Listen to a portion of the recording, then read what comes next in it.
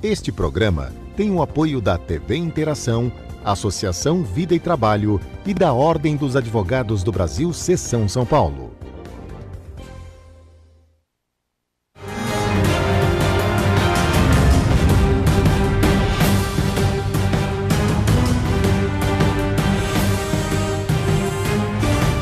Alô, amigos, bem-vindos ao Gente que Fala, sempre ao vivo pela TV aberta, canal 9 da NET, também canais 8 e 186 da Vivo. Estamos na Rádio Trianon, AM 740 São Paulo, a Rádio Universal, AM 810 Santos. Estamos transmitindo direto do estúdio da TV aberta, através da nossa fanpage Facebook/programa gentequefala.com.br. Estamos também na TV Guarulhos, canal 20 UHF, canal 3 da NET em Guarulhos, 11h30 da noite. Acesse nosso blog, conheça nossos colunistas e colaboradores, gentequefala.com.br. À sua disposição o telefone 3876-6146 e ainda o telefone da nossa produção 5052-5555. Participando desta edição de Gente que Fala, jornalista Fernando Mauro. Prazer tê-lo aqui, Fernando. Uma alegria também tê-lo aqui, Zé. Prazer tê-lo na própria casa. Não, imagina, é uma alegria poder participar desse programa que eu acho que traz um debate democrático para a televisão brasileira, um debate inteligente, e eu fico muito feliz que você esteja aí à frente dos trabalhos, avançando aí com a nossa TV aberta. O Fernando Mauro é presidente do Conselho Gestor da TV Aberta, é presidente da Associação dos Canais Comunitários do Estado de São Paulo, também agora na ABCCom. O que é a ABCCom? A ABCCom é a Associação Brasileira de Canais Comunitários, que congrega hoje 125 emissoras em 15 estados, atuamos também em 15 capitais. Só no estado de São Paulo existem 72 emissoras comunitárias fazendo aí um debate que muitas vezes a grande mídia não faz. Também conosco o vereador Antônio Donato, filiado ao PT. Prazer tê-lo aqui, Donato. O prazer é meu, muito obrigado pelo convite. Zancopé, um prazer estar aqui com o Fernando mais uma vez e principalmente com o meu colega Eduardo Tuma, que é o nosso vice-presidente da Câmara Municipal de São Paulo. Donato, nosso Gente que Fala está no ar há 16 anos e é um privilégio tê-lo de volta à bancada. Você que desde o início das nossas edições do Gente que Fala participava. Agradeço imensamente tê-lo na mesa mais uma vez. É um prazer e fizemos grandes debates e esperamos que hoje a gente possa fazer mais um. Também conosco o vereador Eduardo Tuma, filiado ao PSDB. Prazer tê-lo aqui, Tuma. Obrigado, Zancopé, pelo convite, o Fernando Mauro, o sempre presidente da casa, Antônio Donato, e nesse prestigiado programa Gente que Fala, uma honra estar aqui. Obrigado pelo convite. Sem dúvida, o assunto está em todos os pontos, não apenas nas manchetes dos jornais, em todas as mídias. Enfrentando mais grave crise de seu governo, o presidente Michel Temer disse em entrevista à Folha de São Paulo que renunciar seria uma admissão de culpa e desafia os opositores. Se quiserem, me derrubem. Com partidos como o PPS e o PSDB deixando a base, Temer tem o apoio do próprio PMDB, do PSDB, do DEM, cujas cúpulas decidiram aguardar o julgamento do Supremo Tribunal Federal sobre o pedido de suspensão do inquérito contra o presidente, que deve ocorrer na quarta-feira. Fernando Mauro, Antônio Donato, Eduardo Tuma, o Temer disse: eu não saio. Por favor. Eu vou deixar os parlamentares com a palavra aqui para iniciar e depois eu vou opinar. À vontade. Olha, nós vivemos uma crise muito grave no país. O presidente Temer já vinha com um governo, primeiro, que tem uma origem, na minha opinião, ilegítima, e que vinha com uma baixíssima popularidade, se sustentando apenas pela sua força no Congresso. Era a única âncora do governo, o único pilar do governo Temer era a sua maioria no Congresso. Vamos e venhamos, um Congresso que hoje carece de legitimidade. Então eu não vejo caminho para solucionar a crise política que não passe pelo poder originário do povo se manifestar mais uma vez, através de eleições diretas, para que a gente tenha um governo legitimado e que possa tirar o país da crise. Qualquer governo que não seja fruto de um processo de eleição direta, me parece que o país vai continuar com essa ilegitimidade e sem as condições do governo avançar para que o país saia da crise. Mas, Donato, ele foi eleito com a Dilma. A Dilma foi afastada. Como você disse que ele não é legítimo? Não, foi afastada sem crime de responsabilidade. Não. Então, nesse sentido, eu acho que teve É por isso que eu quero que você esclareça. Isso, para deixar claro. Da Dilma. A Dilma foi afastada e você coloca como então, a ilegitimidade, exatamente, Perfeito. Ela não cometeu crime de responsabilidade, foi afastada, e mais que isso, ele está no governo, apesar de ter sido eleito com ela, para executar o oposto que foi apresentado na campanha, né? Então, aí a gente tem o rompimento completo da legitimidade. Ele foi eleito e está apresentando outro programa, o programa da oposição, tanto que quem está governando com ele é a oposição, é quem perdeu a eleição, é o PSDB, é o DEM, com o seu programa de ajustes profundos que afetam principalmente a classe trabalhadora e os mais pobres no país. Ô, turma, quem se afastou do governo foi o PPS e o PSB, né? Que deixaram a base. É interessante fazer uma análise um pouco diferente, um pouco mais institucional, mais macro e menos pontual. Me parece que existe uma grave crise institucional, o país passa por uma crise que é, em primeiro lugar, econômica, e daí isso também reflete na crise política. Mas você percebe que, em pouco tempo, essa democracia que é absolutamente jovem, brasileira, e agora mostra sinais de até uma imaturidade para um caminho de amadurecimento, precisa de algumas reformas. Me parece que a reforma política, a mudança do sistema, ela é imprescindível, juntamente com as reformas que vinham tentando serem aprovadas no Congresso, tanto a trabalhista quanto a previdenciária, que aqui até se houver momento nós discutimos, mas a reforma política é essencial. Nós temos que analisar, é uma crise histórica, não é? Você não pode fazer uma análise pontual e deixar e desconsiderar o momento histórico. Daqui 20 anos, como é que os livros de história das escolas vão contar esse momento? Vão dizer do problema e da solução do problema. Me parece que uma das soluções é a reforma política, que é essa que o povo anseia. Olha, eu concordo com o vereador Tuma quando ele fala a respeito da necessidade de uma reforma política, porque o Brasil vive uma crise de representação em todas as esferas, em especial no Congresso. A gente tem falado muito, discutido muito a questão do voto, se ele vai ser distrital, puro distrital, misto, se você vai baratear as campanhas, fazendo com que elas fiquem numa região menor geograficamente e tudo mais. Agora, eu registraria aqui em relação ao presidente Michel Temer, é isso que você falou mesmo, quer dizer, numa democracia recente, período de redemocratização do país, nós tivemos o Collor, que sofreu impeachment. Aí, logo depois, a gente teve a presidenta Dilma, que também sofreu impeachment. Agora você tem o Michel Temer com pedidos de impeachment na Câmara e muito provavelmente deva cair, se não pela questão do Tribunal Superior Eleitoral, que seria até uma saída mais honrosa, segundo dizem os especialistas. Por quê? Porque acaba perdendo a condição de levar à frente a liderança realmente do país. Então, eu acho que o presidente Fernando Henrique se manifestou na imprensa ontem falando o seguinte: olha, todos têm direito de defesa, vamos ouvir a defesa do presidente Michel Temer.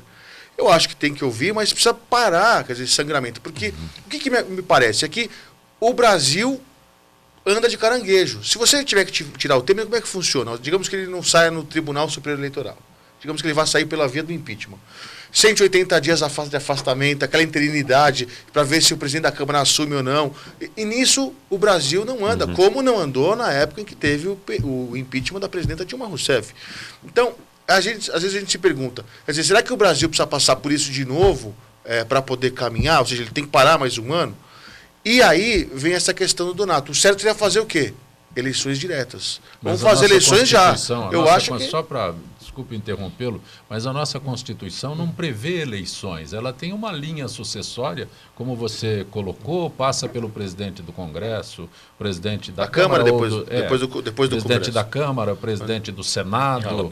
Os 2 últimos anos, eleição indireta. Não. Prevê uma eleição indireta. 30 dias o presidente da Câmara, a partir da renúncia, do Aí afastamento. da posse ao Tiririca, que é o mais votado, porque o Celso Russomano tem impedimento. Não passa por isso. O Rodrigo Maia assume, convoca em 30 dias uma eleição indireta. Os passa membros mais do por Congresso. isso? Não. Porque quando a Dilma estava em vias de sofrer o impeachment, essa era a colocação. Não, isso não existe. Mas o que eu quero dizer é o seguinte: que solução nós podemos ter para não paralisar o Brasil? É só isso que eu me pergunto. Não tem outra solução, tem que paralisar o Brasil. Então, fazer o quê? Vamos paralisar o Brasil. Eu acho que o Brasil não merece ser paralisado mais uma vez por conta de mais um processo de impeachment. E aí vem a questão do presidente Temer. Não renuncio, se quiserem me derrubem.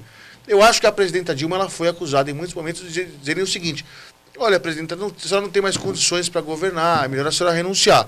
Ela não quis fazê-lo. Eu acho que ela até na época foi criticada pelo seu vice Michel Temer.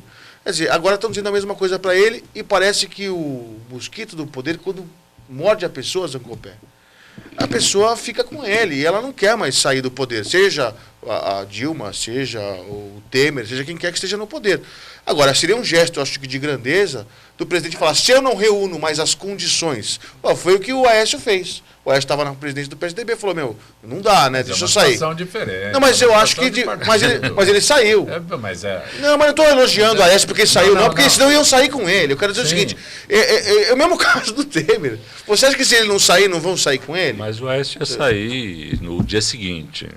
Ia reunir a executiva do partido. Isso, então, mas mas você pega a questão, por exemplo, você falou dos partidos que já saíram, né? Você falou que o PPS saiu, né? Que o ministro da Cultura renunciou, e o PSB agora também já saiu.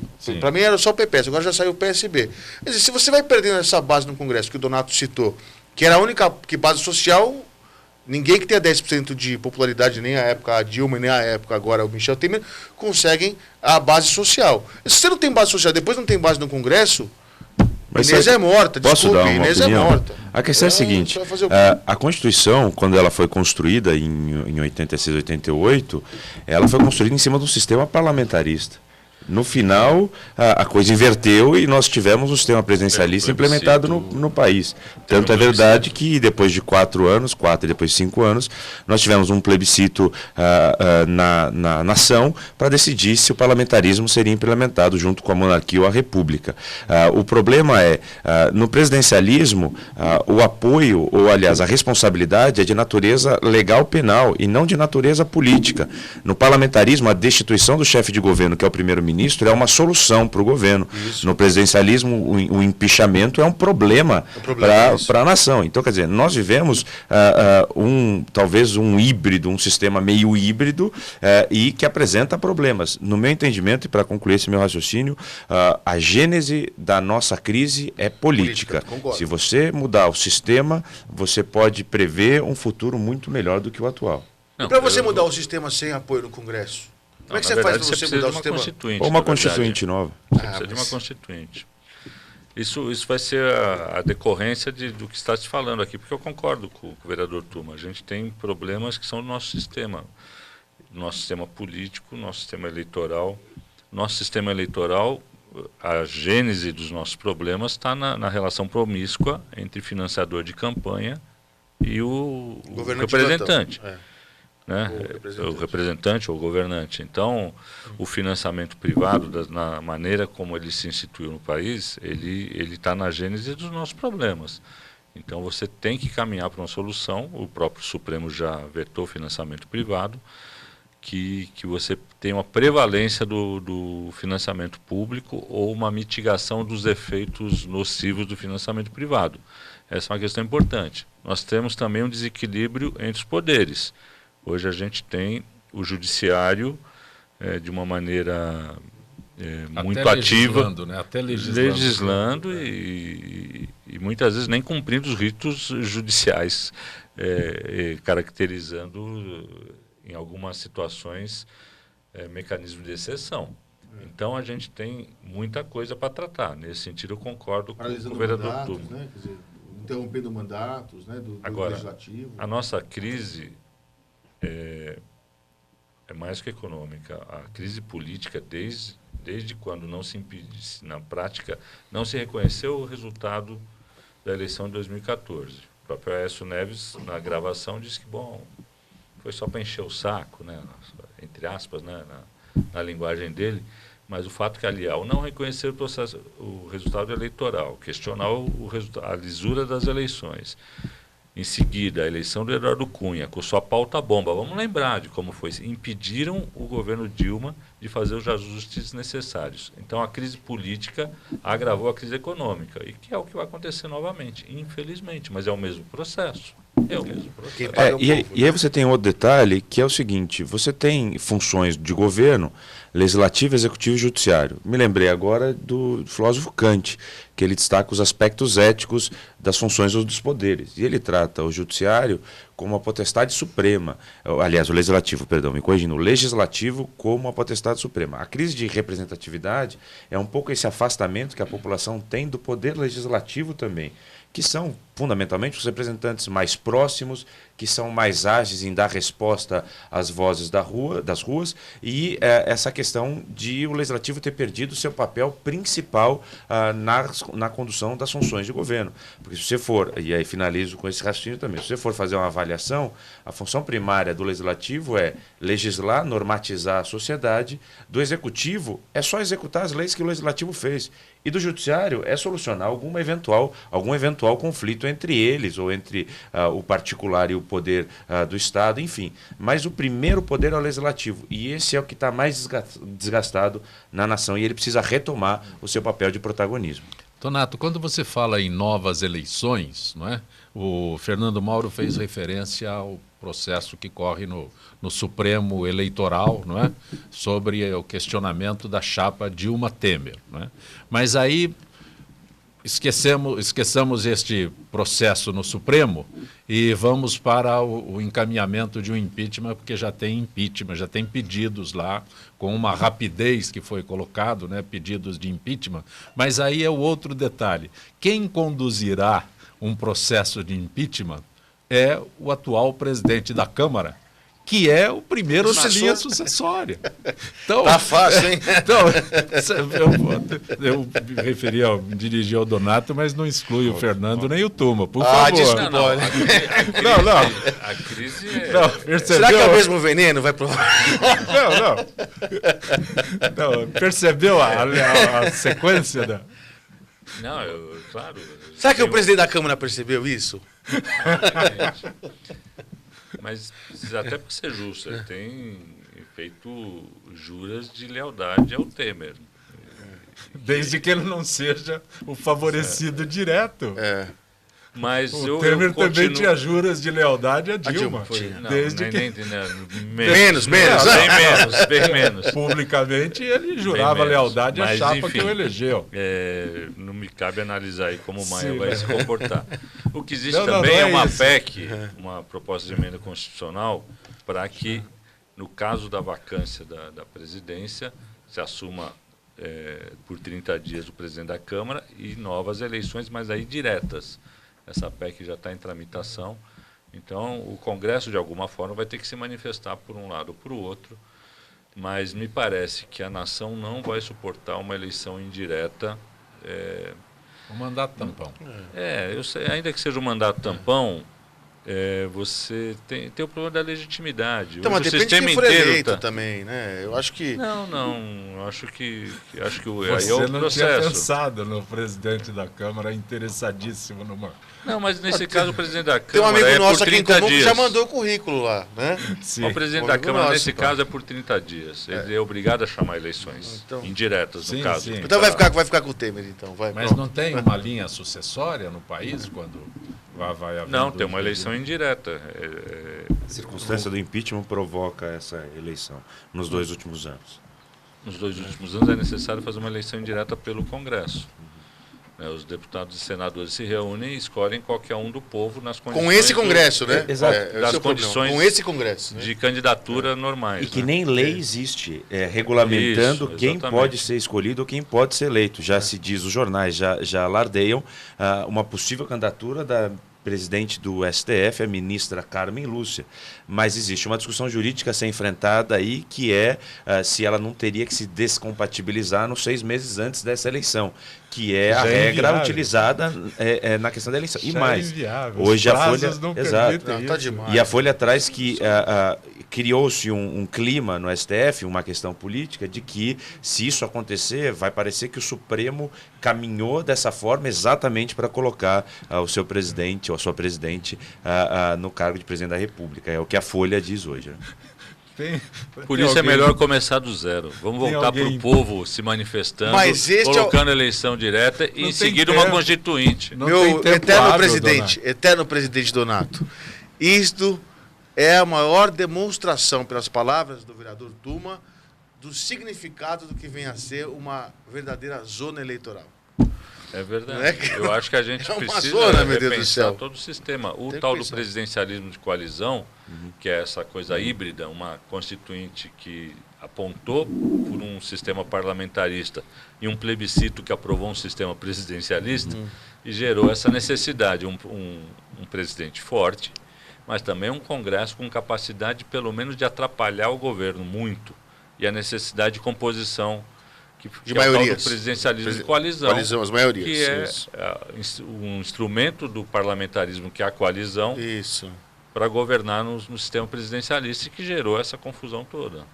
Eu provoquei todos vocês exatamente para que a gente possa esclarecer cada vez mais, inclusive o problema de linha sucessória. O que nós temos é um amontoado de informações e nada definido. As pessoas, o que falam, as besteiras que eu falei aqui, são ditas todos os dias. Não, e cadê, são besteiras. E cadê o Eunício? Cadê o Eunício? Você falou do presidente da Câmara, ele tem 30 dias para chamar novas eleições. Ele é o próximo, o Eunício é o próximo na linha de sucessão. Mas você falou que ele vai chamar as eleições indiretas, aí vai assumir alguém.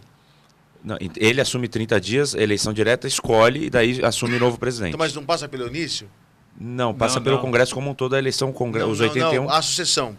O presidente da Câmara assumiria... Se o Rodrigo Maia... E aí, olha... Nem 30 dias. Olha como são as teorias. Se ele cai... Em 30 dias. Se ele for afastado pelo STF, aí é o Eunício que assume. Exatamente isso. É a mesma função, 30 dias a eleição. Ele também tem que chamar mais 30 dias. Se ele for afastado, aí a ministra Carmen Lúcia assume. Mas percebeu o imbróglio que imbróglio, nós temos? é evidente. É uma situação que não há definição nenhuma.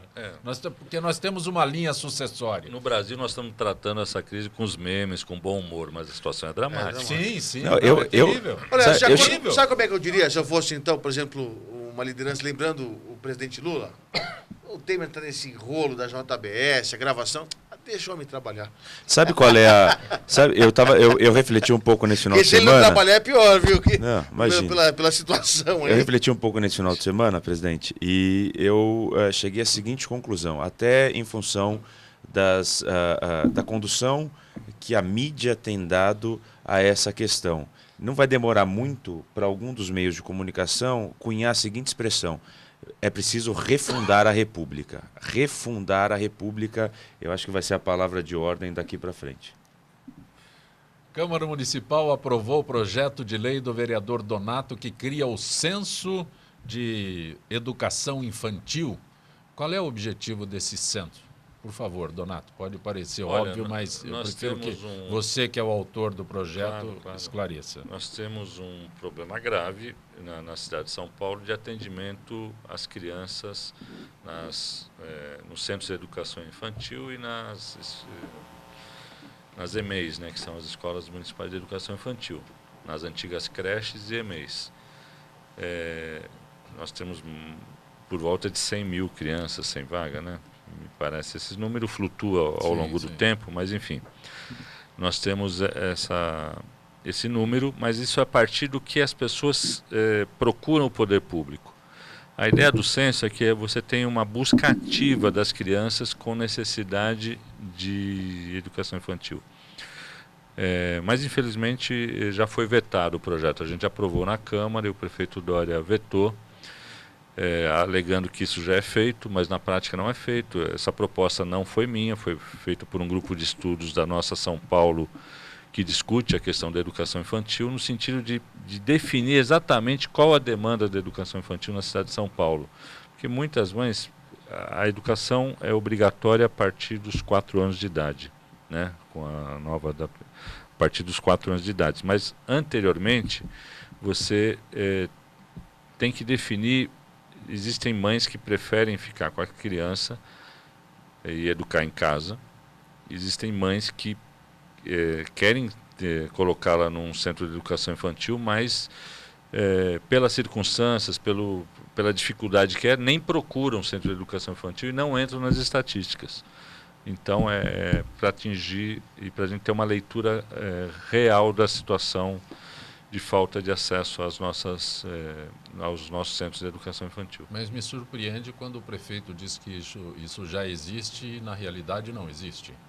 Porque na prática o que existe é por demanda. A mãe vai até o centro de educação infantil e manifesta seu interesse em matricular a criança.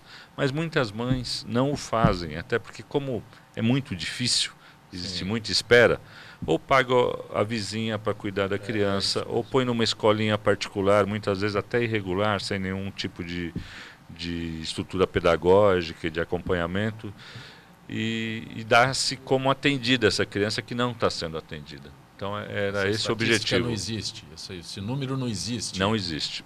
Existe só a demanda, ou seja, a mãe foi até um centro de educação infantil para matricular a criança. O número pode ser maior do que a demanda, traduzindo. Com certeza é. Com certeza é. Existe uma projeção... Não tem projeção. Aleatória. Mas os especialistas falam que em pelo menos 30%, além da demanda... Além dos 100 mil. Teriam necessidade de acesso à educação infantil e nem procuram. Agora, eu acho que nesse assunto tem um debate polêmico que diz respeito a uma lei que a deputada Luísa Erundina aprovou no Congresso Nacional, falando sobre as brinquedotecas em espaços infantis. Você tem que ter, por exemplo, uma creche, que você tem que ter um espaço para as crianças brincarem. Aí você tem uma questão toda pedagógica, tem todo um estudo a respeito disso. Ela não fez a legislação porque simplesmente ela achou que devia ser assim. Ela é uma mulher muito séria, não ia... né? Acho que tem que ter brinquedoteca nas creches. E eu acho que uma das grandes polêmicas nessa questão da educação infantil é que o prefeito João Dória pegou esses espaços que eram brinquedotecas e transformou em sala de aula. Para quê? Para você ter mais vagas nas creches. Agora eu pergunto, a que custo? Né? Pedagógico, educacional e tudo mais. E o prefeito Dória disse que não se furtava ao debate, que iria assumir que realmente ele fez isso mesmo e que era assim mesmo e que ele achava que tinha que fazer uma opção entre ter brinquedoteca e ter vaga em creche. Ele optou por ter vaga em creche ao invés de ter brinquedoteca, ou seja, diminuiu a área das brinquedotecas para dar mais espaço para vagas. Eu acho que isso é uma questão muito importante, porque aquilo que eu tenho uma frase, né, que eu ouvi de um amigo meu, Joel Gasco, que dizia o seguinte: crianças hoje, Brasil amanhã. Então aquilo que você fizer com uma criança hoje vai ter fruto amanhã. Então, eu gostaria que esse assunto fosse mais debatido, inclusive pelos vereadores e tudo mais, e não é pelo fato do senhor ser do PSDB, o senhor ser do PT, enfim, que, não, você tem que ser contra, tem que ser a favor. Mas eu acho que as coisas têm que ser muito bem pensadas, porque realmente o que você fizer com a criança hoje vai ter impacto no futuro nosso. Bom, não, presidente Donato, por favor. Eu já me manifestei, em seguida eu falo. À vontade. Na verdade, o que eu percebo é que cada uma das gestões, como muitas vezes provoca um processo de descontinuidade de políticas públicas, gera uma fase de transição que é problemática em cada começo de governo. A atual gestão ela tem uma linha de modernização com o plano de desestatização que me parece interessante. Existe divergência entre nós, mas me parece interessante porque exatamente na questão das creches ela funciona muito bem. Então a cidade tem 1/3 de creches próprias e 2/3 de creches conveniadas, ou seja, ela é gerida pelo privado, mas ela presta um serviço público e é remunerado, portanto. Então, me parece que esse seja um caminho ideal para a questão das vagas nas creches. Ampliar ainda mais esse processo de desestatização, ou seja, diminuir o Estado, lógico que é um conceito liberal, neoliberal quanto à economia, mas me parece que é um programa que funciona, das creches conveniadas, e investir nesse sentido para que a gente possa ter a gestão privada dentro da pública. Eu queria manifestar, enfim, era uma ação da assistência social, ou seja, a mãe trabalhadora tinha que colocar a criança em algum lugar. Isso. Há algum tempo já, há uns 15 anos, com a LDB, se definiu autores que dizem que é nessa primeira infância que você define uma criança quando ela tem a sociabilidade, ela tem um estímulo pedagógico correto, ela vai se desenvolver muito melhor nos estudos. Então é estratégico você cuidar bem dessa criança. E aí você tem uma alteração que as creches saem da assistência social e vão tendo que... para o intervalo, desculpa. Pois Donato, não, em seguida eu concluo então. O Gente que Fala, a gente retornará em 1 minuto. TV Aberta São Paulo, a emissora comunitária da maior cidade do Brasil. Há mais de 20 anos no ar, o programa Shalom Brasil traz semanalmente reportagens sobre a cultura judaica, artes, espetáculos, entrevistas com personalidades, políticos e matérias de comportamento ligadas ao judaísmo. Além disso, possui quadros especiais, deixando o telespectador bem informado. Não perca, todo sábado às 21 horas, com reprises domingo às 19 horas, segunda-feira às 22h30 e quinta-feira às 23 horas, aqui na TV Aberta. Acesse o site da TV Aberta São Paulo, www.tvaberta.tv.br. Vídeos. Olá, a partir de... Notícias. Promoções. Assista a nossa programação em tempo real e faça sua pergunta para os programas ao vivo. Participe da emissora comunitária da maior cidade do Brasil.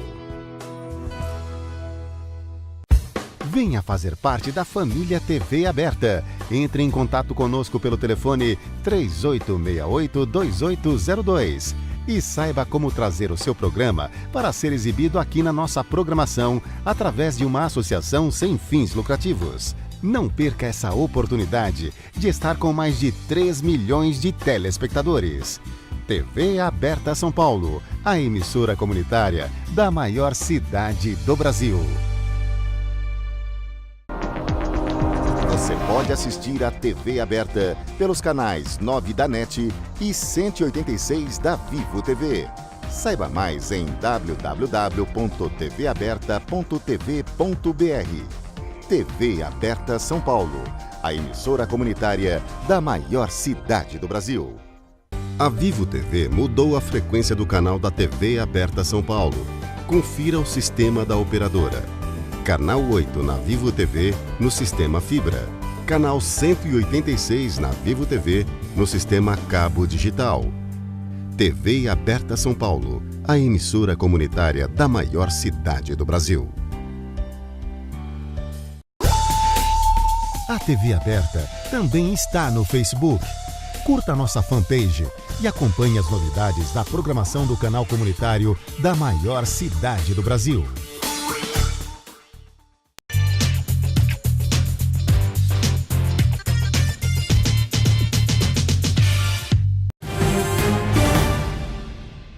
Estamos de volta com o Gente que Fala pela TV Aberta, canal 9 da NET, canais 8 e 186 da Vivo, Rádio Trianon, AM 740 São Paulo, Rádio Universal, AM 810 Santos e TV Guarulhos, canal 20 UHF, canal 3 da NET em Guarulhos, às 11h30 da noite. Estamos hoje com o vereador Antônio Donato, filiado ao PT, o vereador Eduardo Tuma, filiado ao PSDB, e o jornalista Fernando Mauro, que é presidente da Associação dos Canais Comunitários do Estado de São Paulo, também por todo o país, não se contentou com São Paulo e se expandiu para o país. Mas, Donato, eu interrompi exatamente para esse intervalo. O que eu estava colocando é o seguinte: você tem as creches conveniadas como uma estratégia emergencial, na minha opinião, para acolher crianças que estão fora da creche.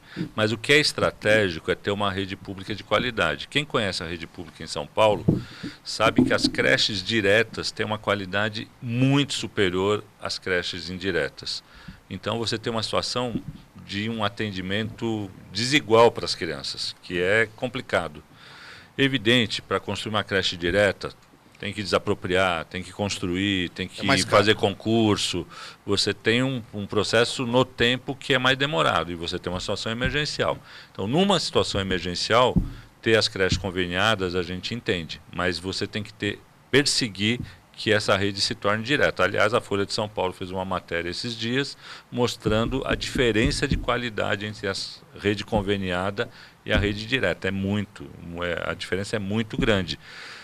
E, por final, a questão das brinquedotecas, nessa visão do processo nas creches como processo educacional, do ponto de vista pedagógico, é necessário ter as brinquedotecas, porque essas crianças elas vão aprender brincando também.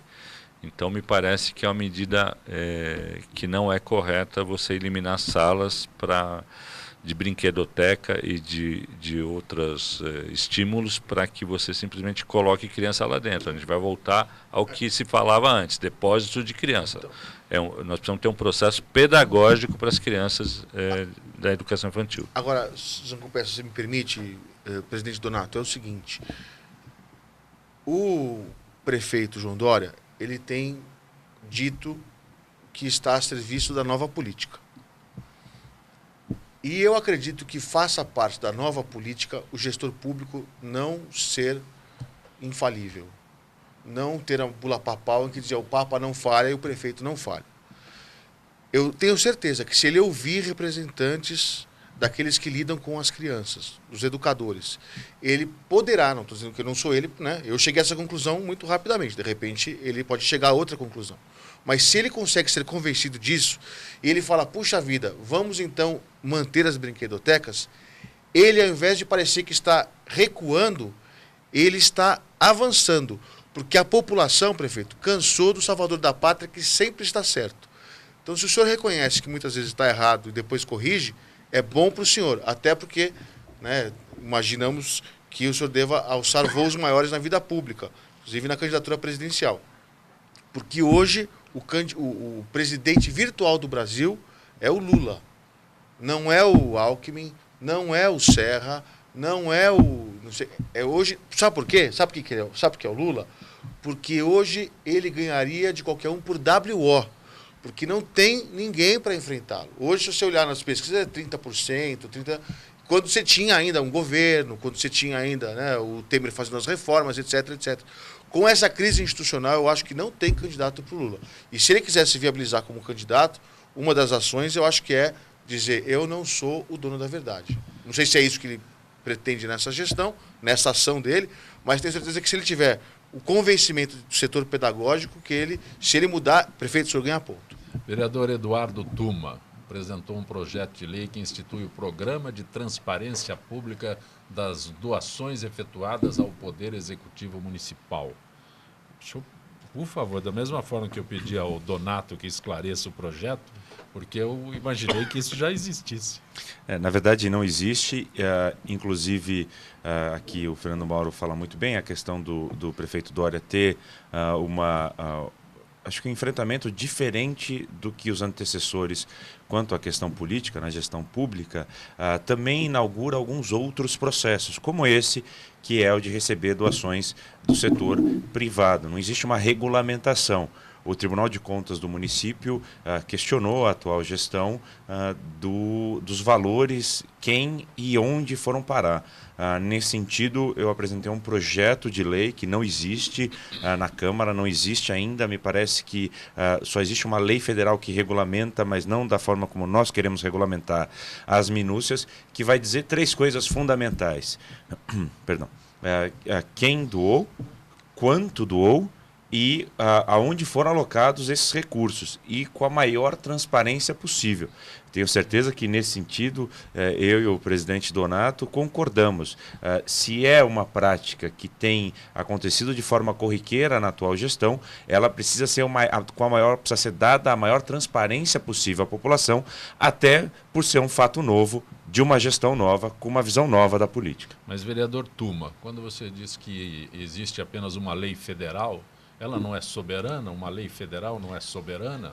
A Constituição ela fala em competência complementar, ou seja, o Congresso faz uma lei das diretrizes, das normas gerais, e aí os estados e os municípios complementam essa lei, ou seja, tecem as minúcias, os detalhamentos de como ela deve ser aplicada, até para respeitar as questões locais. Cada cidade é uma cidade, cada estado é um estado diferente, então há necessidade de se adequar à questão local.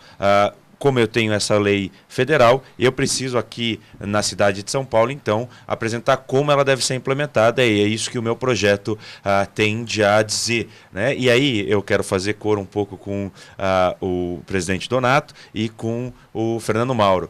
No seguinte sentido, a Câmara ela tem aprovado alguns projetos, bons projetos, aprovado emendas aos projetos do Executivo e que nós, vereadores, queremos ver sancionados esses projetos. Não é diferente do que fazia o prefeito Fernando Haddad, mas me parece que, já que nós estamos num novo momento, o Poder Legislativo deve retomar a sua força. 55 vereadores votando um projeto, invariavelmente, se não há problemas técnicos, constitucionais ou legais, que não há, porque passou pela Comissão de Constituição e Justiça, pelo plenário da Casa, eu imagino que eles devam ser sancionados, como esse da transparência que eu apresentei. Não, eu sou completamente solidário a favor desse projeto. Você concorda com ele? Concordo. Eu acho que tudo que vier a favor da transparência, a gente concorda em mais coisa que vocês imaginam na Câmara. É verdade. A provocação, porque cara, eu é do PT. Não, a Câmara é um espaço de conversa. Sim. Política é isso. Infelizmente, muitos falam da nova política e na Câmara a gente tem esse fenômeno. Alguns vereadores, com toda a legitimidade, eles foram eleitos com essa bandeira da nova política, mas eles fazem a política para o Facebook. Eles não fazem a conversa na Câmara. A Câmara é um espaço pública, né? de conversa. O plenário é um espaço de conversa. Você não pode só jogar para a torcida e para sair no seu Facebook e ter mais umas curtidas. Tem que ser um espaço efetivamente de construção de novas políticas públicas. Nesse sentido, nós somos a favor. Eu só queria acrescentar que existe algum regramento, ainda insuficiente, que determina, por exemplo, que quando você vai ter um doador, você tenha que fazer um chamamento para ver se não tem outra pessoa, outra empresa ou pessoa que queira doar aquele produto ou serviço para a prefeitura em outras condições. E isso, infelizmente, o prefeito não tem respeitado. Nós já, inclusive, representamos no Ministério Público, mas reconheço que é necessário uma legislação mais acabada a nível municipal e estamos completamente de acordo com o vereador Tuma quando apresenta uma proposta nesse sentido. Você está no seu 4º mandato. Exatamente. E não tem um regramento disso? Não vou nem dizer lei, não tem não, porque regramento? É verdade que o Tuma está no segundo mandato. O prefeito Dória, digamos, inovou. Existiam doações muito esporádicas, muito assim, pontuais. O prefeito Dória estabeleceu como uma política buscar doações. E aí você entra numa zona de sombra que você tem que ver o que é o interesse, se não existe um interesse oculto, privado, que não apareceu claramente nessa doação, como é que ela se dá, quais as regras para isso. Então é necessário ter um regramento e somos favoráveis ao projeto do vereador Tuma nesse sentido. Porque aí eu também lembro numa teoria do direito que fala chamada teoria do paralelismo. O legislador interpretando a realidade de acordo com a realidade posta. Como existe uma nova realidade, nós, legisladores, temos que interpretar essa nova realidade e daí fazer lei e legislar. Por isso que, apesar dos pesares, ainda não existe uma lei específica nesse sentido, porque daí, com razão, o presidente Donato fala que é uma nova prática política buscar doações privadas e eu preciso ter, então, como o projeto mesmo diz, a maior transparência possível nesse sentido. Algo a acrescentar? Tem uma pergunta para você ali, um abraço do Jaime, do Jardim. Grande Jaime. Olha, na realidade, lógico que eu não sou vereador, mas eu imagino que o processo legislativo permita que algum outro vereador faça pensamentos, de textos e tudo mais. Eu acho que vale, num projeto desses, fazer o que o presidente Donato comentou agora. Quanto, quem, quanto, onde e por quê. E para onde? Não, por que o senhor quer doar 10 Toyota para cuidar da Marginal Tietê e Marginal Pinheiros? Que é o caso, acho que era Toyota, não lembro, é Mitsubishi, né? 10 Mitsubishi, por exemplo, Pajero Mitsubishi. Por que o senhor quer doar? Aí o senhor vai explicar, não, porque para mim é um orgulho colocar a minha marca com os carros bonitos rodando pela cidade, é uma espécie de marketing para mim também. Legal, tal. O que não, acho que não vale? É o sujeito doar num dia e cair na Secretaria de Finanças no outro. Como assim? O cara vai lá, faz uma doação, por exemplo, de celular para os secretários. Quantos são os secretários? Eu tenho 20 secretários. Vou dar 20 iPhones mais bonitos e tal para o gabinete todo. Então, 10 para cada gabinete, 200 iPhones.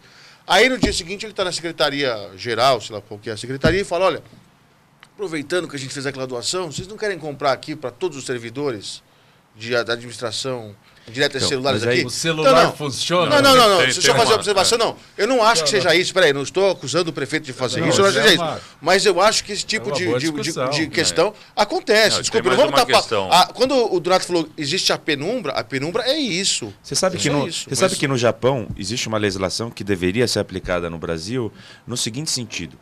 Todo doador, todo contribuinte com campanhas ou partidos ou candidatos, ele está impedido de ter contratos com o poder público. Mas ele vai criar uma segunda, terceira empresa. Não, mas aí é a fuga da lei. Não, isso não existe. Já existe, nunca foi imagina. Cumprido, mas que já não existe, não é lei isso. Não tem proibição do doador de participar. A questão é de idoneidade ou inidoneidade. Isso. Nesse questão sentido. De ética. Não, na questão quanto à infração ou não da lei. Mas, assim, para retomar o pensamento do Fernando Mauro, deveria existir uma lei no Brasil que proibisse todo doador ao poder público, campanhas, momento eleitoral ou não, de contratar com o próprio poder público. Me parece que seria uma forma também de mudar sistemicamente a questão política. Isso não acontece, porque não é porque a empresa, por exemplo, a Yamaha ou a Honda, ela doou não sei quantas motos para a cidade. Isso não quer dizer que a CET amanhã não possa comprar outras da própria Yamaha ou da Honda. O que a gente está dizendo é que a gente não pode vincular uma coisa com a outra, que é o vínculo que é o problema. Mas é que tá, se o Brasil fosse perfeito, desculpe, Donato, só para concluir, se o Brasil tivesse um sistema que funcionasse perfeitamente, eu não acredito que essa imposição deveria ser colocada. Nem precisaria, né? Exato, mas acontece... Mas aqui é o jeitinho, né? Então precisa, né? Acontece que a prática política demonstrou que isso é uma verdade. Se você pegar 5 grandes empreiteiras do país, todas são doadoras e todas têm contrato com o poder público. Então me parece que existe aí um nó-gódio a ser desatado. E na questão das doações, muitas das doações que o prefeito Dória conseguiu são de fornecedores da prefeitura. Aí sim me parece um problema mais grave ainda. Que é o que o Fernando se referiu. Ele se referiu a um problema. Mas o cara já tem um contrato com a prefeitura. Eu vou dar um exemplo. 20 milhões para fazer recapeamento, com as empresas que fazem recapeamento para a prefeitura. E aí você vai fazer um programa de 200 milhões de recapeamento. Bom, isso vai estar embutido nos 200 milhões? Como é que vai ser isso?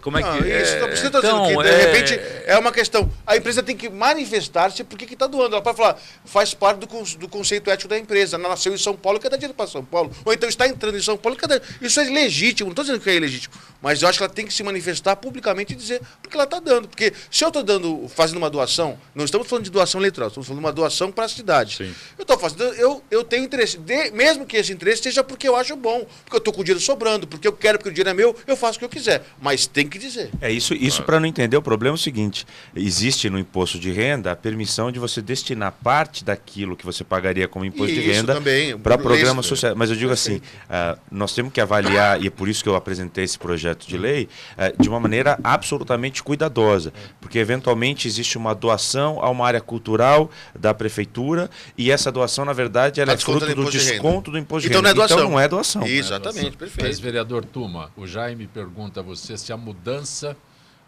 de nome para Ponte Romeu Tuma teve consulta e apoio popular.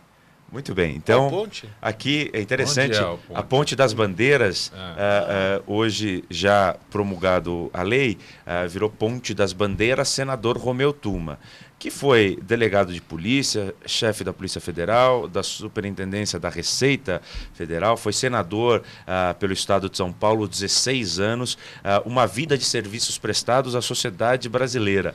E não há nada na cidade que reconheça isso, que possa então dizer, olha, nós tivemos um senador que trabalhou pelo Estado e pela cidade de São Paulo. E daí eu, sem qualquer tipo de infração, de erro, apresentei o projeto foi aprovado na Câmara e daí foi promulgado ele a lei. Eu não entendo o motivo de alguns questionarem isso. Se tem tantas ruas, tantas pontes, tantos monumentos com o nome de pessoas que nós não sabemos e daí não tivemos qualquer tipo de aferição mais aprofundada. Não estou desqualificando ou descredibilizando os outros. Eu só estou qualificando e credibilizando a Ponte das Bandeiras, senador Romeu Tuma. Legal, Donato, Marcos de Pinheiros pergunta se o presidente conseguirá se manter no poder sem o apoio da mídia. Olha, curiosamente a mídia está dividida, né? A Globo claramente numa posição mais incisiva para que ele renuncie, e a Folha de São Paulo, outros setores da mídia, numa posição muito mais cautelosa. A Folha arrumou um perito que me parece sem muita credibilidade para dizer que tinha edição na fita, ainda que tenha que ter a perícia na fita no áudio da gravação. Mas me parece que, curiosamente, existe uma divisão. É evidente que a Globo tem um poder enorme, esse é um dos problemas do nosso país. Por isso eu saúdo espaços como esse, onde a gente possa fazer um debate democrático, onde a gente tem uma mídia alternativa, e a gente teria que dar mais força para a mídia para que a gente não tenha essa mídia oligopolizada como hoje. Mas, de fato, é um problema para o presidente Temer ter a Globo contra. É um problema. Fernando Mauro Jorge, do Tatuapé, pergunta se como foi possível em 22 anos do mesmo governo estadual o problema da Cracolândia não tenha sido resolvido. Então, quem fez a pergunta, desculpa, foi o seu Characho. Foi o Xará, Fernando? Isso. Fernando. Jorge do Tatuapé. Não, foi o Jorge. Tá bom. Jorge, a notícia aqui diz que o prefeito João Dória foi ao local e decretou, abre aspas, a Cracolândia aqui acabou. Não vai voltar mais. Nem a prefeitura permitirá, nem o governo do estado. No entanto, os principais jornais... Desculpa, eu estou entrando na sua notícia. Desculpa, eu não deveria fazer, mas... É gente que fala. No entanto... É gente que fala. É que eu venho falar aqui, você fica criticando o Dória, mas não, no entanto, os principais jornais da cidade mostraram no mesmo dia, não é 3 dias depois, sim, no mesmo dia, centenas de dependentes químicos comprando e consumindo drogas nas ruas vizinhas ao local. Então, deixa eu dizer o seguinte, não se acaba com a Cracolândia do dia para a noite, é um processo. Eu quero bater palmas agora para o governo do estado e para a prefeitura que tomaram a atitude corajosa de enfrentar o problema como enfrentaram. Quer dizer, vamos tirar foi uma ação policial para primeiro tirar os traficantes. Vai, entra nos hotéis, nas casas, mandado de prisão, tira... tal. Os dependentes químicos, vamos tirar vocês das ruas, vamos colocar em abrigo, vamos colocar para cuidar, etc, etc, etc. Tem uma questão policial que tem que ser perseguida, essa questão, pela polícia. Então desculpa, hein? Tira o pau e bomba. Isso aqui tira os caras de lá, o traficante. Só que você tem uma questão social, que é o quê? Pegar essa pessoa que ela é um dependente químico e tratar da pessoa. Falar, olha, você vai tratamento... Então isso é um processo. Então ninguém acaba com a Cracolândia do dia para a noite. Ninguém, nem eu, nem o Donato, nem o Frederico, nem o Lula, nem o Dória e nem o Alckmin. Mas a primeira tentativa, quando eles estavam concentrados lá e aconteceu a primeira tentativa, a resposta disso foi se espalhar a Cracolândia em diversos pontos. Isso, na Vila Mariana. Nós tínhamos uma concentração lamentável ali. Não, então, a Cracolândia, eu acho que assim, não basta tirar a Cracolândia do lugar, tem que tirar a Cracolândia de dentro das pessoas, que a questão é a dependência química. Os sujeitos se juntam para consumir droga lá, podem se juntar para consumir a droga em outro lugar. Então, eu acho que é um processo, acho que o prefeito Dória fez uma declaração política, acho que ele tem que fazer, ele é político, tem que se manifestar e tudo mais. O governador geral do Alckmin... Achei que ele foi gestor. Enfim, mas ele é um homem público, tinha que fazer declaração, fez declaração. O governador geral do Alckmin também fez, mas o governador geral do Alckmin foi mais ponderado. Ele falou, foi uma ação policial, depois nós vamos ter a questão da segurança pública e depois nós vamos revitalizar. O que é? Como é que chama quando você compra imóvel? Desapropriar. Vamos desapropriar a região toda e vamos revitalizar, colocar parque, ou então conjuntos habitacionais, que parece que é o projeto da Coab. Aí, parabéns. Em 30 segundos eu vou dar minha opinião. 30 segundos. Primeiro, são 2 pontos. O primeiro ponto é de segurança pública, que foi ação feita pela Polícia Civil e não pela Polícia Militar ontem, na prisão de 38 traficantes na Cracolândia. Essa foi a ação quanto à segurança pública. Perfeito. A ação quanto à saúde pública, que é a principal. O dependente químico, ele tem uma patologia de dependência de droga, dependente químico. Essa sim precisa ser tratada, precisa de tratamento. Assistência social. Aí eu defendo o seguinte: existem clínicas de recuperação ligadas a entidades do terceiro setor, como são as igrejas, que precisam necessariamente serem aproveitadas nesse sentido, de convênio com o poder público, com as clínicas de recuperação, para a internação desses dependentes químicos. Não adianta trazer o dependente para um dia, dar banho, dar comida, dar roupa e mandar ele embora no mesmo dia. Precisa de internação, crise de abstinência, ressocialização e aí devolvê-lo para a sociedade. Essa é a minha opinião. Vereador Eduardo Tuma. Acabei de falar. Você tem 30 segundos também, como o Tuma teve. Não, bem rápido. Uma leitura mais atenta dos jornais mostra que foi uma ação descoordenada entre o Estado e a Prefeitura. Foi uma ação basicamente de segurança pública, que tem que existir. Podemos discutir como foi feita a ação, mas é uma ação de segurança pública sem nenhuma contrapartida de ação de saúde pública.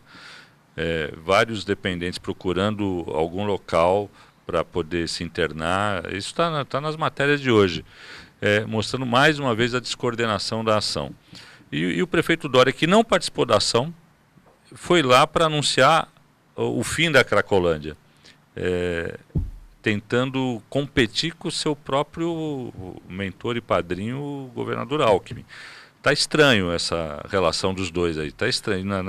Nas ações administrativas a gente vai vendo que está cada vez mais estranha a relação entre os dois. Não temos tempo para mais nada. Donato, agradeço a tua gentileza ter participado do nosso Gente que Fala. Vereador Eduardo Tuma, muito bom tê-lo aqui. Já aprenderam o caminho que retorne muitas outras vezes. Fernando Mauro, agradeço a tua gentileza. Você se empenhou muito para que o Gente que Fala pudesse ser transmitido pela TV aberta. E já estou convocando. Você gostou de ler aí? A semana que vem você vai ler bastante. Tá? Grande abraço. Gente que Fala estará de volta amanhã, meio-dia, sempre com a direção do jornalista Fausto Camunha. Gratos, até lá.